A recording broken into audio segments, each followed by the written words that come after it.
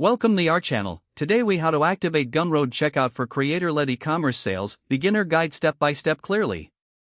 To activate Gumroad checkout for creator-led e-commerce sales, begin by navigating to the Gumroad homepage.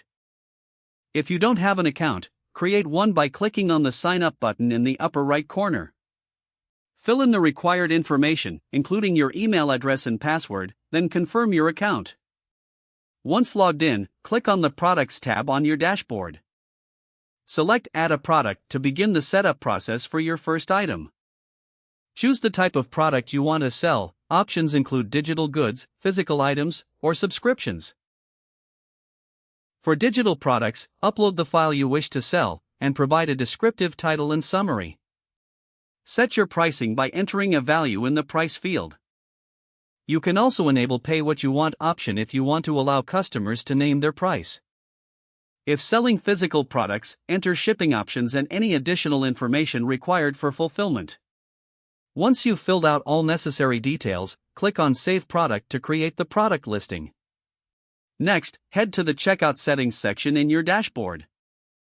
Customize your checkout page according to your branding preferences. This includes adding a logo, choosing button colors, and selecting what information you want to collect from buyers. Make sure to enable the checkout automatically to allow purchases to process.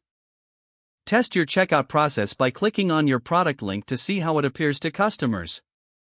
Complete a test transaction to ensure everything works smoothly.